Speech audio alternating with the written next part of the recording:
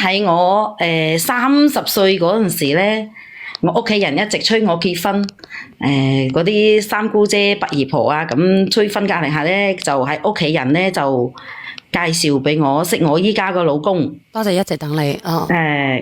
佢大我3歲，佢咧屋企條件除咗屋企條件好咗啲，我阿爸阿媽咧又對佢好滿意，其他方面咧我係睇唔啱佢嘅，包括個樣啊、身高啊，咁身高得個1.6米，我又唔係好中意佢。但係咧我同佢相處咗半年之後咧，佢咧就發覺佢咧又唔食煙唔飲酒。我得個1.6米就算啦，個樣又唔好睇係咪？但係咧佢又話買咗間屋，加埋我個名落去，又唔同我老爺奶奶一齊住嘅，咁屋企人又催婚，咁我話算啦，咁啊同佢結婚，跟住同佢結婚之後咧，我覺得同佢咧又冇咩偈傾喎。佢個人咧就好內向嘅，又成日出差。結婚之後咧，我哋就生咗個女，跟住咧我就喺屋企等下先啊，姐姐唔好意思啊，嗰啲直播間嗰啲人話我邋遢咁鳩柒抵死啊！你邊隻眼見到我邋遢？你哋咁你都噏得出嚟嘅？我屌嗱聲啊！我都唔想爆粗噶啦，咁都噏得出嚟嘅喎！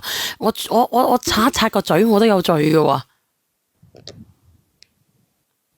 你繼續講，唔好意思，嗰啲人冇咩素質噶吓，死話我邋遢啊！你繼續講。咁我哋結婚之後咧，咁我又生咗個女，跟住咧我帶個女帶到1歲之後咧，咁我就俾咗我老爺奶奶帶，因為我老爺奶奶咧佢係退休教師嚟嘅，佢好得閒嘅，咁我咪俾佢帶，我就出嚟上班。跟住咧，我就同我同學出嚟行街。咁我同學就同我講，佢話我細佬大學畢業出嚟做嘢咯喎，咁你哋要唔要見下面啊？咁我又諗住，咁我都已經結咗婚啦，有個女啦，係咪？見面咪見面咯。哎呀，點知道見面啊死火啦！咁我哋就兩個又控制唔住喎，又偷偷地喺埋一齊喎。哇！跟住咧，佢就同我講：你幾廿歲噶咯喎，咁佢大學畢業出嚟都24、25歲咯喎。如果係咁樣嘅話，你咁樣你都控制唔住啊？咁畢竟結婚之前係中意佢噶嘛，所以咁咪就忍唔住喺一齊咯。咁同佢喺一齊之後咧，佢又一直都勸我離婚，同佢喺埋一齊。但係咧，我諗住我又大佢8歲喎。點鬼知佢阿爸阿媽又得佢一個仔，點知佢阿爸阿媽會唔會唔同意咧？點知啊？花石草，你哋等下先吓。點知會唔會唔同意？我想問下你哋啊，如果係咁樣嘅話，啱啱大學畢業出嚟，你又結咗婚，你又有小朋友，如果係你同唔同意啊？直播間嘅朋友仔，我想問下你哋先吓。我呢度打住一個問號，我哋做個調查吓。嗱，你冇出聲字啊，我問下。同唔同意啊？如果係你同唔同意啊？我睇下唔同意嘅喎，咁係唔同意喎，姐姐。咁佢仲係中意我嘛？我又中意佢一見一面咁就咩咯？就喺一齊咯。但係當初你冇選擇佢啊嘛？當初點解你唔排除萬難呢？係咪先？咁我當時我就諗，我大佢8歲咁多喎，係咪啊？咁既然你諗住大佢8歲咁多，點解你嫁完老公生完細佬哥係咪啊？咁而家咧人哋畢咗業出嚟啦，咁你又同人哋喺埋一齊咧？咁佢又中意我啊，佢仲係中意我啊。你好似好得戚咁樣嘅喎，其實。咁佢又中意我，咁我又中意佢，咁咪忍唔住自己噶嘛，肯定係控制唔到自己噶啦，呢啲嘢係咪？我覺得你好似講到理所當然咁樣喎，咁你繼續講埋落去啊！你唔好嘟嘟聲喎，你個手機喎。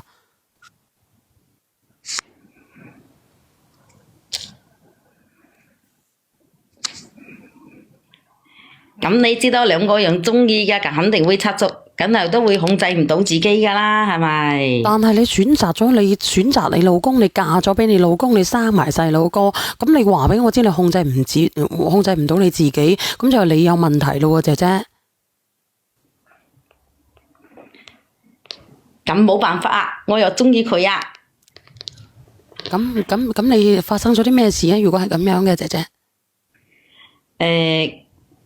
咁我就同佢講，我話我哋就可以維持男女朋友關係。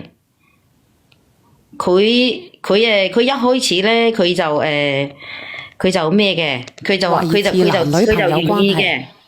係啊，我話我同佢結婚咧係冇可能嘅，就係可以維持男女朋友關係。我話你願意嘅咧，我哋就繼續；我話唔願意嘅咧，我哋就分手。我話。跟住咧，佢諗嚟諗去，佢又諗咗幾日，後尾同我講喎，佢話好啊，咁我哋就維持男女朋友關係啦。但係咧，我諗即係你話願意嘅就一齊，唔願意嘅就咁樣啊？咁我唔願意，我同佢分手嘅，咁我同我老公咁我仲係同我老公嘅，係咪？咁我哋呢啲咁都係維持嗰啲地下情關係，係咪？咁你唔覺得好自私嘅咩？你唔覺得咧為難咗呢個男仔嘅咩？人哋先至大學畢業，係咪先啊？你自己都老西爺噶啦。咁佢中意我，佢又制啊！唉，問世間情為何物，直教人生死相許啊！咁出現咗啲咩問題啊？你偷定係點樣啊？咁佢又話佢願意咯，跟住咧我諗唔到咧。咁佢偷地喺個套嗰度做咗手腳喎，跟住我又有咗咯。咁即係話咧，呢個男仔佢係一心一意嘅，佢唔係點樣嘅，佢係一心一意喜歡你嘅。係啊，跟住佢有咗，我梗係我同佢講，我好嬲咁同我知道之後咧，我就好嬲同佢講，我話我會將個 BB 落咗佢，跟住同佢分手。咁啊，同佢講啊，諗住佢咩啦，係咪？佢大學畢業嘅，咁嗰啲僆仔咁思想咁唔會咁極端噶啦，係咪？真係估唔到佢話如果我唔離婚，唔將個 BB 生落嚟咧，佢就點樣？佢就會跳樓喎。跟住我諗住話，你想死你就死啦，係咪？我諗住佢。我一開始以為佢係講嘅佢話我咁就咩啦，係咪？我話你死就死啦，係咪？跟住咧我就去醫院，去到醫院之後咧，點鬼知佢真係跳落嚟喎！我就覺得我聽到我自己都好難過。係啊，跟住咧我又覺得我好對唔住佢。跟住佢跳樓死之後，跟住咧呢件事就傳開晒啦。跟住咧點樣啊？我老公又知道，我阿爸阿媽又知道。跟住咧我同學嘅阿爸阿媽都知道咗啦。有冇人連上嚟嘅？其實我都唔夠膽亂評論啊，個心好翳啊！我聽到呢啲事，唔知點解，本來我就聲沙噶啦。你繼續講。跟住咧，我就俾佢哋鬧咗我成2個月，我心裏邊咧就好難受。跟住咧，我老公就同我講，佢話為咗個女，落咗個 BB 佢啊，咁我哋就可以重新開始啦。跟住咧，我同學佢阿媽咧就同我講，佢話你如果你唔將個 BB 生落嚟咧，咁我就喺你屋企吊頸死佢算啦。咁你話我點算好咧？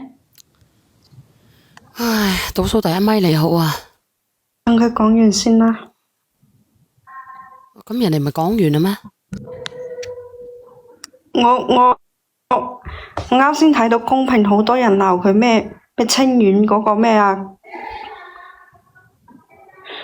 我就好想問呢句話，點解你公屏啲人一條竹打死一船人嘅？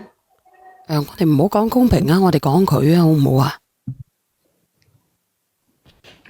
咁然後呢？咁咁佢阿媽係咪去你屋企吊埋頸啊？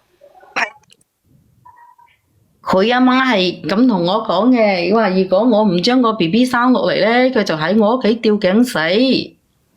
咁你話我依家點算啦？佢都未死，成日都嚟騷擾我，佢就係想我將嗰個 BB 生落嚟。喂，你好啊，倒數第一咪。你好。係你好，係小袁，晚上好。係你講啊。係我係想嚟評論下呢個姐姐嘅，我想等佢講完先，我先評論。咁我想問下呢個姐姐，你其實到而家你有冇發？你其實到而家有冇發覺自己有錯㗎？其實佢哋咧係道德綁架我嘅。如果我生咗落嚟嘅話咧，我又毀咗我呢一世㗎，我都好難㗎，係咪？咁你已經害死人哋個仔啦，你自己都唔知你自己喺邊度錯，仲要話人哋毀咗你一世。佢一心都係想住佢屋企嘅一種，你但唔發我係有姣人哋個仔錯，我會死咩？知道。我知道我係有錯，但係佢都唔會咁樣道德綁架我㗎，係咪？又唔係我害嘅，係佢自己要死嘅。呢名姐姐，呢名姐姐，我想問下你，而家人哋死咗，你就覺得人哋道德綁架你？咁我想問下你，如果呢個男仔冇去跳樓冇死到，咁你係咪會考慮同佢結婚，然後離婚㗎？唔會，我冇可能為咗我老公同佢離婚嘅。我當時我都同佢講清楚，話係我哋只可以維持男女朋友關係。我亦都唔會考慮，我絕對唔會係同佢結婚嘅。咁我想問你，其實你愛唔愛你死咗個男朋友啊？一啲啲咯，又唔係話好愛嗰隻。係而家佢死咗，即係我聽咧，嗱呢個故事我由頭聽到尾，其實我聽到咧就係話，開頭你係講愛嘅，你哋雙方都愛你自己，你係唔愛你老公嘅。咁但係而家佢死咗，你覺得呢個人已經唔喺度，你就同我講話你有少少。其實我覺得你係好不負責任㗎。其實呢個男仔由頭到尾都係俾你害死，你覺唔覺啊？咁係佢自己諗唔開啫，冇可能話叫佢死嘅真。唔通咁我問你咯，我叫你去死，你真係會去死麼？唉，你要咁樣講，你就係推卸責任，你知唔知？你完全一啲都唔覺得自己會有內心嘅譴責嘅咩？你唔會覺得你虧欠咗呢個男仔嘅咩？同埋虧欠咗你老公，對唔住你老公嘅咩？同埋呢個男仔而家死咗，你唔覺得係由呢件事嘅起因係因你而起嘅咩？你冇一啲啲愧疚㗎？喂，你好啊，倒數第一咪係邊個嚟點解會認為係我害嘅咧？佢哋嗰邊嘅人都係咁樣嘅，道德綁架我。我係有啲愧疚，我一早都同佢講好咗噶啦。但係你唔可以咁樣係道德綁架我噶，係咪？阿靚女啊，你而家玩出火啊！你係咪玩出火啦？而家佢依家日日都喺我屋企門口嗰度踎住，因為佢喺人哋嘅父母嘅角度就係話我個仔已經死啦，你而家連我個仔嘅一啲啲血脈你都唔幫我留，咁你有冇諗過人哋父母嘅嗰份苦心啊？喂，倒數第一咪係邊個嚟周㗎？街都知道。咁如果我將個 BB 生落嚟，咁我以後咧，我以後點算啦？啊，倒數第一咪你好啊。其實你由頭到尾同佢喺翻埋一齊，你出去偷食，你就要諗好以後啦。你而家先係諗以後。咁我依家我仲有個老公，仲有個女噶嘛。我聽到你倒數第一咪。喂，你講嘢啊！喂，講嘢啊！係咪我啊？咁我一直都有同佢講噶，我唔會話生有啊，你講嘢啊！生仔噶，所以我先問啊，小婉姐姐有咩辦法啫嘛？你講啊，倒數第一咪。喂，你講嘢啊！係咪我啊？係啊，你講啊！聽唔聽到？聽到，聽唔聽？聽到啊！你講啦。冇啊！喂我就係想問下佢點解聽唔聽到？你講嘢得噶啦。我想問下第一咪嗰度點解佢一開始嘅時候會要去見佢啊？因為佢發姣咯。咁係緣分嚟噶，我同佢係啊。咁樣叫緣分咩？係啊。你呢啲叫緣分冤孽啊，靚女！點解你要讀人哋讀完大學嘅？點解你要去你呢啲叫見佢啊專業嚟㗎。喂，我都諗唔到可以再見面㗎，呢啲嘢係咪？靚女，其實我想講表達嘅意思係，其實見面冇錯謝謝啊㗎，但係你哋由喂你重新開始開玩笑就係有錯㗎。喂，你又結咗婚啦，你靚女你結咗婚你做乜嘢要去見人哋先得㗎？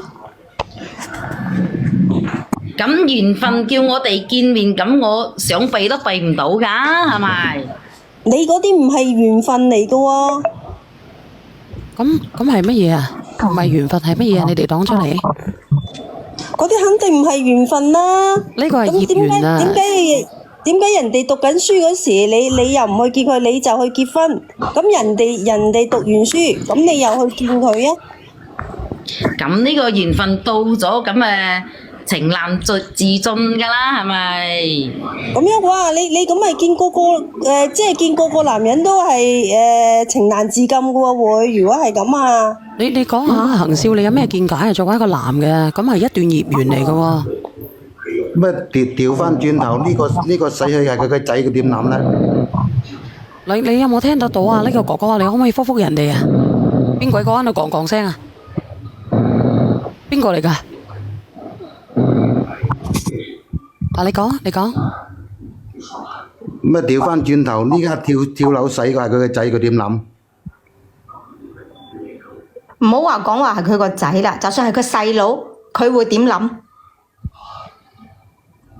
點解嗰啲係佢依家意外嚟嘅啫，你把口又唔使咁講。咩意外，靚女？人哋都同你講咗，如果你去落個小朋友，佢會去跳樓，你就同佢講，你咪去死咯。你係咪講咗呢番説話？我都話咗唔係我害嘅咯，係佢自己要跳喎。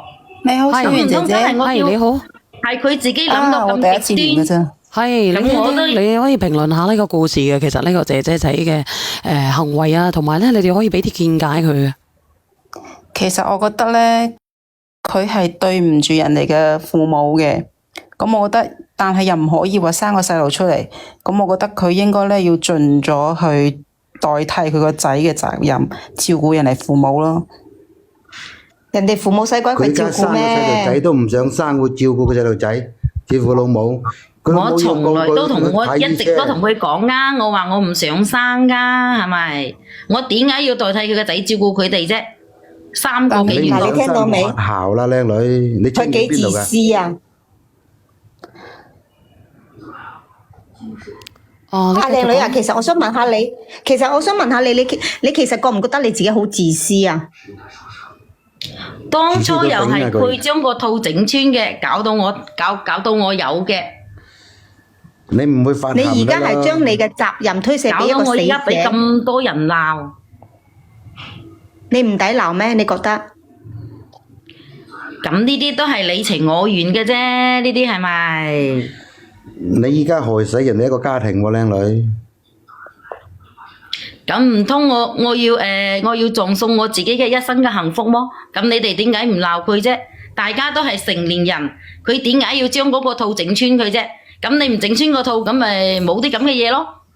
哇！即係我你唔同覺得你由佢行埋一齊，頭到尾，咪整穿咯，靚女。所以阿小遠姐姐，你話我應該點算咯？你問換着下係你哋啊仔點算？你唔去招惹人哋，人哋就唔會死啊！靚女，你明唔明啊？叫翻佢阿媽去告佢，叫佢去睇醫啫。咁你嘅意思，你連上嚟咧就係咧我到底要唔要呢個細佬哥，定係點樣？佢梗係唔願意啦，連小燕姐姐。你而家係唔願意，但係咧你驚住咧，你一落咗咧呢個朋友仔嘅媽咪咧，即係呢個男仔嘅媽咪咧，就會揾你麻煩，係咪？所以你哋騎虎難下。係啊，我哋當初都講好，只維持男女朋友關係，我先同佢一齊噶。如果我問題係佢哋屋企得佢一個仔啫喎，你知唔知呢個老人家嘅心態係乜嘢啊？佢得一個仔，而家佢個仔唔見咗啦，佢剩翻個女，佢希望佢哋呢頭家係留一個後嘅，啱唔啱？所以如果唔係嘅話呢，佢就唔會死扯住你。如果我知道佢係咁偏激啊，我死都唔會，我都會守住噶，即咩噶係咪？我見到佢見到佢個仔係咁，我驚佢阿媽。咁你早知係咁，其實你本來你就已婚嘅，本來你就已經係唔道德噶啦，啱唔啱啊？直播間人朋友仔，冇錯，本身佢嘅行為就係唔道德，不守婦道。你害咗兩個家庭啊！結咗婚就唔應該佢想去食嫩草啫嘛。唔應該同人哋一齊噶啦。仲有啊，你覺得乜嘢咩？我想問你一個問題啊，你覺得咧，你同你老公仲有可能嘅咩？我想問下你哋啊，有冇咧啲正義少少嘅人連上嚟啊？你覺得佢同你老公有冇可能先啊？冇可能，肯定冇可能啦。我覺得佢老公唔會接受佢。啊，呢個一直等你。小圓，你好啊，你覺得你覺得咧？嗱，姐姐仔其實年齡就唔好講啦，年齡係冇界限嘅，OK？呢樣嘢我信嘅，但係你嘅道德底線喺邊度咧？你明知佢係一個，你明知佢，我一路都有聽。第一，你冇愧疚心，你完全講嘢冇愧疚心。第二，你而家騎虎難下係點解啊？因為你冇得揀啦，已經。我有愧疚心㗎。要麼你就害多一條人命，要麼你就係俾你老公知道離婚。啊，你講好啊，你倒數第一咪，你好啊，你講下嘢。喂，係你講啊。啊，聽唔聽到啊？聽到啊。好火滾喎！聽到咩嘅話，好想鬧人喎。點解會好火滾啊？你自己覺得梗咧？係火如果你係滾啦！你自己有家庭有老公有仔女嚟講嘅話，你去老牛食唔係老西食亂咩個？你唔好咩嘅話，你唔好自己發姣，你俾人上啊！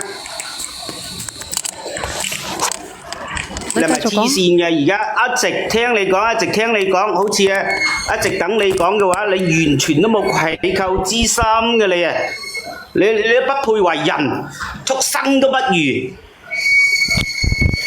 我哋小心啲喎，我哋唔好去攻乜嘢。仲衰過狗乸，仲衰過狗乸。所以姐姐，我就係想同你講啊，你而家咧好老實講啊，我覺得你係冇得揀㗎啦，因為玩火嗰個係你，玩着咗之後，雖然你話係，你叫佢死佢就去死咩？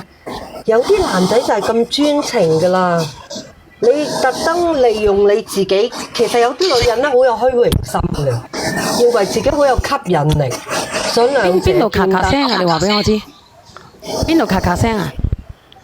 我聽到有人打鼻鼾。唔係啊，有度咔咔聲嘅。第一咪係邊個嚟㗎？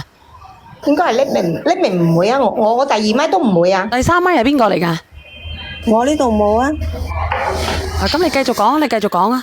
應該佢就係嗰個女人嘅虛榮心啊，虛榮心有人追啊，佢覺得自己好有魅力啊，但係佢冇諗過，因為佢呢個男仔嘅專情而玩出火，所以而家以佢嘅方法。係你好啊，你好啊，點樣咧？呢個倒數第一咪嘅。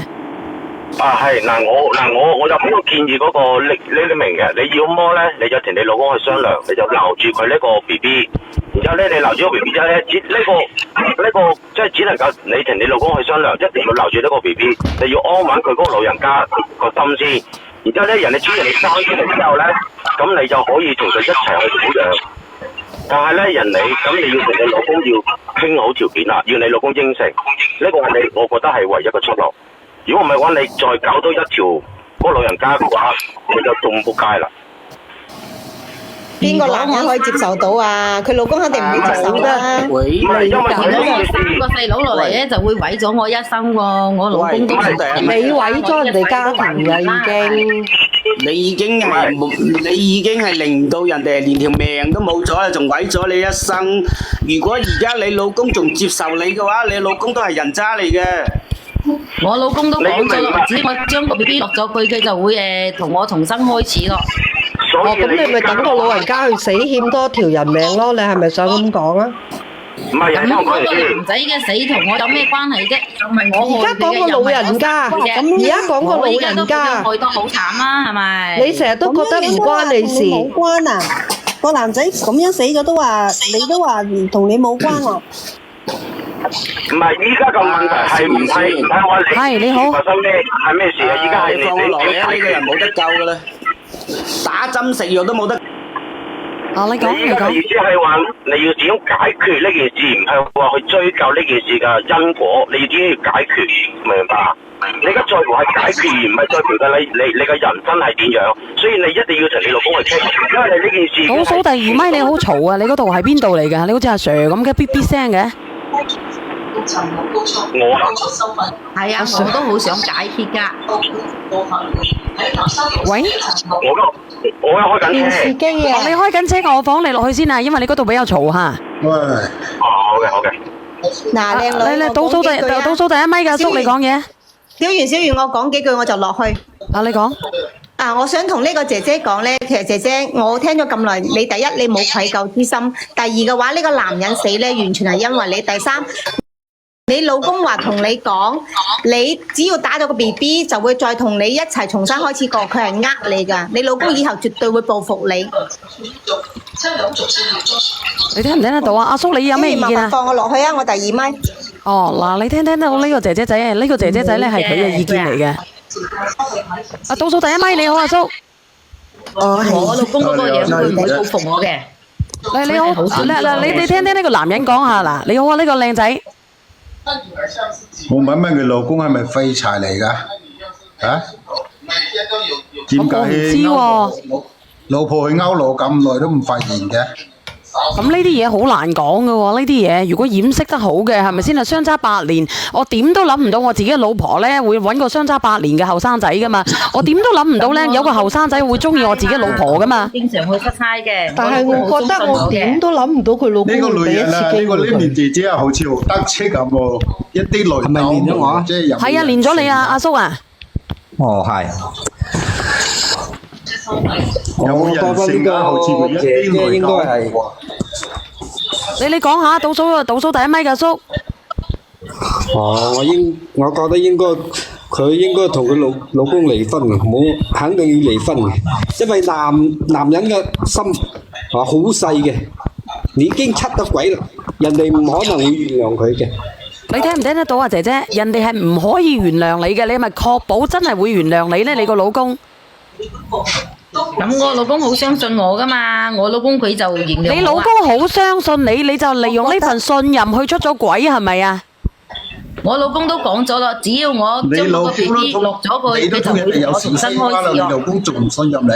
咁我想問下直播間嘅朋友仔，係咪真係會相信你呢？佢唔擔保呢，佢心裏邊有條刺，佢一下子呢，可能為咗呢個小朋友，為咗你哋自己嘅小朋友，一直再而三咁忍嘅啫。因為你老公係唔差錢嘅喎，係唔差錢嘅喎，係咪？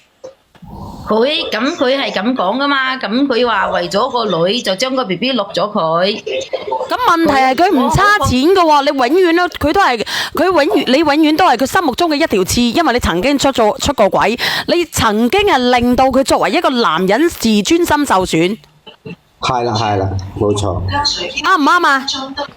係。咁你話佢，你覺得佢會唔會可以忍受呢？我想問下你，嗱，你作為一個男人嘅，你會唔會忍受得到呢？倒數第一咪。除非你好窮，除非你冇本事，除非你係一隻 family。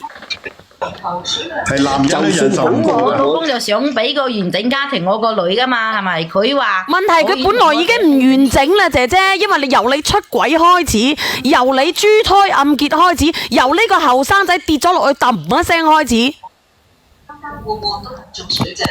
唔係而家佢哋要求你生出嚟係俾翻佢哋啊，定點啊？點樣？即係俾翻佢哋男家養啊，抑或係點樣啊？匿名姐姐。喂，佢哋想叫我生出嚟，係，跟住就俾翻佢哋養。但係冇可能㗎，你知唔知點解？因為佢生咗出嚟呢，因為佢係一個媽媽，你冇可能唔去睇個小朋友嘅。如果唔係咁話，即係如果你唔負起呢個責任呢，你又毀咗呢個小朋友嘅一生啦。但係佢對呢個男人佢都可以咁樣咯，佢有咩做唔出啫？但係佢會毀咗呢個小朋友嘅，因為佢冇老豆嘅，佢俾咗只有阿爺阿嫲養嘅。其實好無奈嘅，其實對於呢個問題，所以我想問下直播間嘅朋友仔，如果係你會點算？嗱，我同你講，如果你生咗出嚟嘅，邊個喺度電視機啊？匿名姐姐，我可以咁講啊，你家下做錯咗，你應該要補救。但係你補救，我又問下你哋啦。如果補救嘅話，呢個媽咪，如果佢俾佢阿爺阿嫲養嘅，咁佢嘅人生會係點樣呢？肯定冇咁好啦。所以我就話佢呢個結係好難解咯。唔生，我想問下你哋啦，所以我想問下你哋會點樣做？倒數第一咪你好，其實好多人都俾唔到答案，係咪？幫唔到啊，係。幫唔到。如果呢個細路仔邊個唔係最主要，我覺得係邊個夠膽同佢落決定？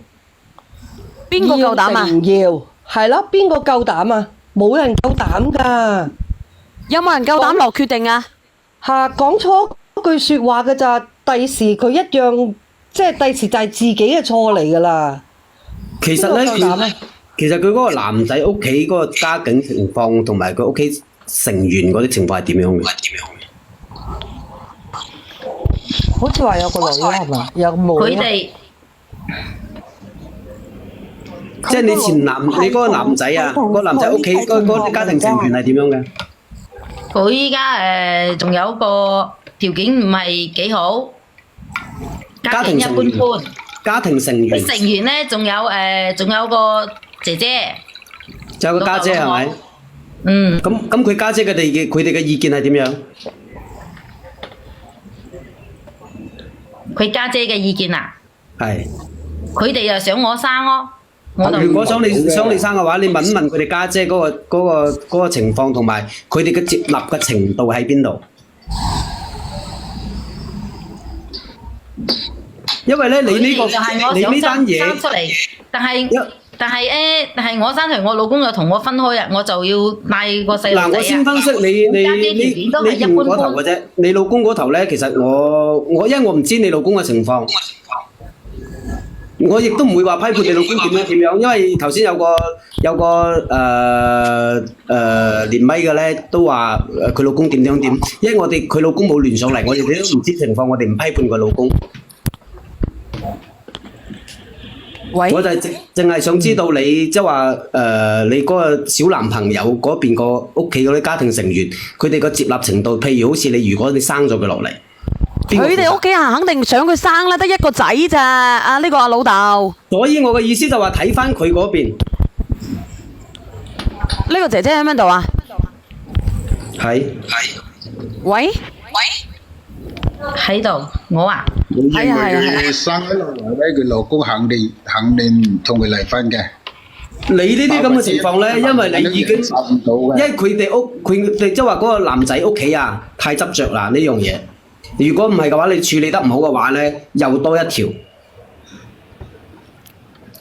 所以就係話難解咯，邊個夠膽同佢落決定啊？你就揀嗰度一條啦。我想問下直播間嘅朋友仔，如果係你會點決定啊？我想問下你，你而家幾多個月啦個小朋友？3個月啊嘛。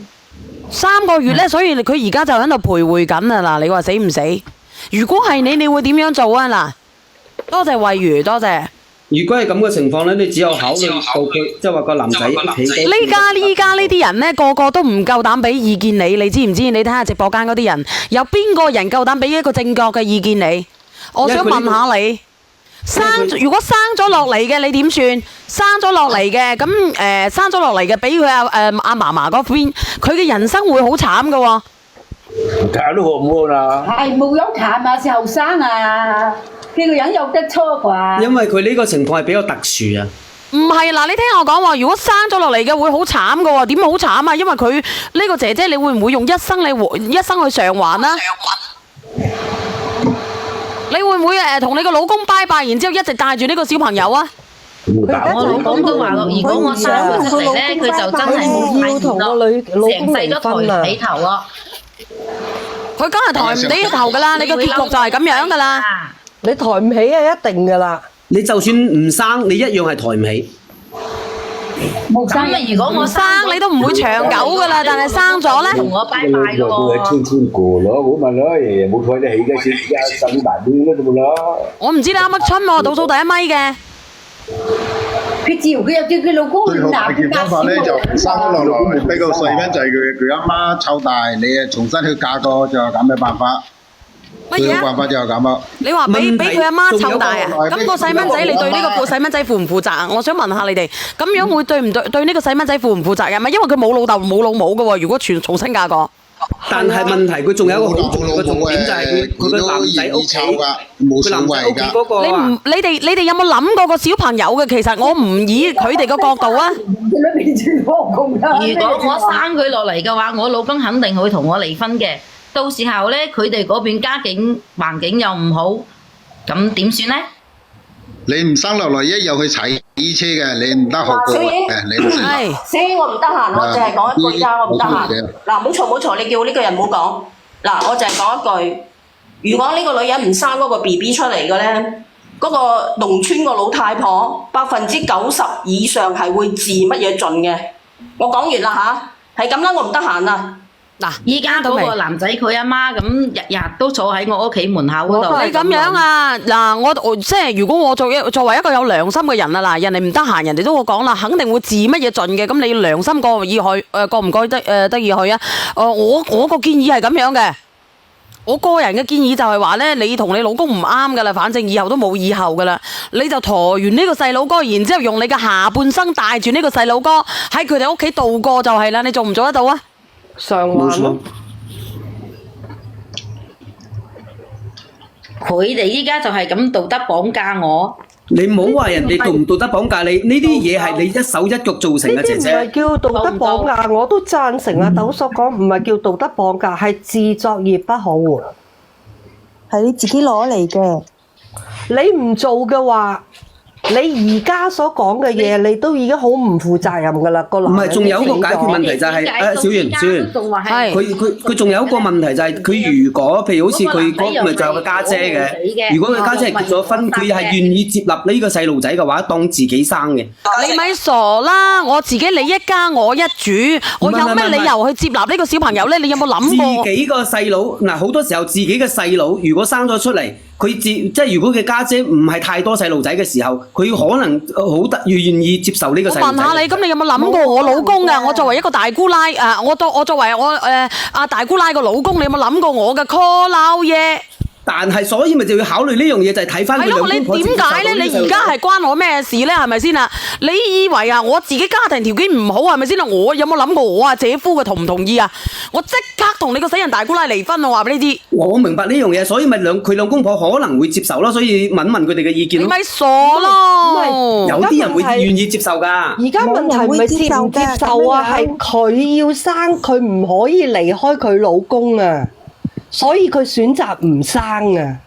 呢個女人，你生咗出嚟都得㗎，你生咗出嚟，人哋制唔制啊？人哋唔制㗎嘛！你諗下大姑奶，你話涉得太嚴重，我想問下你，我問你，我連個男人上嚟同我想問下你，你好，你係咪男人嚟嘅？係。我問你，咁如果我話你個老婆個細佬咧就釘咗雞，嗱我講笑嘅啫嗱，咁然之後咁佢嗰個女朋友啊，嗰個哎呀女朋友佢出咗軌嗰個女朋友咧有咗 BB 嘅，你會唔會同佢養？肯定唔會啦。嗱，你哋自己諗下，我問下你哋會唔會作為一個男人嘅會唔會？肯定唔會啊！第一，嗱呢個女仔咧，佢出咗軌之後咧，大咗頭咧，佢老公100%同佢離婚㗎，因為我唔講佢老公，你就做呢個出咗軌啊，跳咗落去啊，唔見咗嘅嗰個男仔嘅姐夫。家姐個老公係啊。係你制唔制？肯定唔制啊！我幫佢同你要㗎嘛，呢個女人只有唯一辦法咧，自己生佢出去。好好守住個叫個老嘢，同佢要低呢個仔好。呢樣嘢好多男人一半到啦，其實唔係所有嘅男人都唔。一半啊！我想問下你哋無啦啦關我咩事啊？嗱，講嘅男人嘅，如果呢件事發生喺我身上嘅話，我會接納呢個細路仔㗎。講唔過去。如果係我嘅話，我會接納呢個細路仔㗎。佢大姑奶個老公佢過唔到嗰關㗎。所以呢樣嘢可能係即係一半嘅機會，所以咪可以考慮咯。呢個女人會唔會啊？咁我想問下你會唔會養先？如果係我嘅話，我會養翻。絕對唔會。嗱，好老實講下，我身邊嘅朋友有好多都係咁樣，個細佬即係，梗係唔係好似佢咁毒，搞到佢咁樣瓜咗啦。但係佢都係會養自己個係咪叫侄仔啊？侄仔，算係侄係啦仔。，都會養自己個侄仔嘅。如果作為老公啊，呢個係代表我個人嘅諗法嚟啫。嗱，如果作為我係阿大姑奶嘅老公，我養我自己嘅侄仔就得，我養我外家嘅侄仔，我要衡量噶噃。除非佢大姑奶嘅老公大把錢咯，就得咯。如果係平平淡淡嗰啲生活啲人就唔得，接受唔到咯。咁我睇下啦，嗱，有好多人又話會喎，有啲人又話唔會喎，咁到底係咪真心嘅咧？所以呢個問題全部人都唔願意㗎。爭討論就討論呢個問題啫。最緊要就係個男人。嗱，你哋一下子話會，但係我有一個問題喎，你話會，但係你唔係話你係一輩子嘅喎，養呢個小朋友。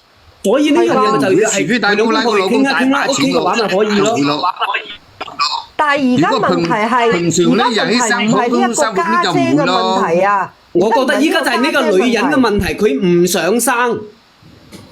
係有人話，有人話我自私，我點自私咧？我想問下你。唔係，你連個男人上嚟，自私嘅問題，呢啲唔關事，呢啲係每一個人諗法，都會有自己嘅諗法。每個人唔同嘅諗法，冇錯，每個人唔同嘅諗法。但係咧，呢個女人咧，而家最怕嘅就係咩咧？佢生出嚟，佢老公同佢離婚，佢而家淨係諗呢樣嘢，佢冇諗過個細路仔。係。喂，仙境，你會唔會啊？你會唔會養啊？都會離婚啦。如果我係嗰個大姑奶，咁即係比如我係個大姑奶嚇，係個仔害我㗎。如果佢你仲話人哋個仔害你？阿姐姐你停一停。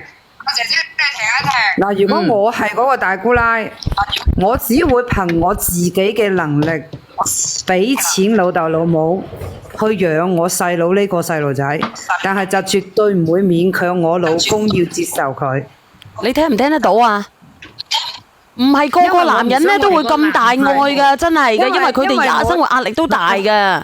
因為我唔想去我老公去承擔呢啲嘢，因為畢竟咧個仔，我唔知你生咗仔定女啊嚇，總之畢竟我唔知個 B 係仔定女，但係佢畢竟係我細佬嘅骨血，我係個親家姐，我係會養，憑我自己能力我係會養，但係我唔會強求我老公去養。冇錯啦，就係適當咁樣去支持外家嘅，唔係話我嬲咗翻嚟我要培育佢。我唔會強求我老公去養，但係佢係畢竟係我走咗嘅細佬，佢留低嘅骨血，我一定會養，必須會養。但係憑我自己能力，我可以俾到幾多我就俾幾多。我老豆老母哪怕年紀大，佢哋出嚟做翻嘢可以賺到幾多，可以俾到幾多就養。但係我話俾你知，姐姐。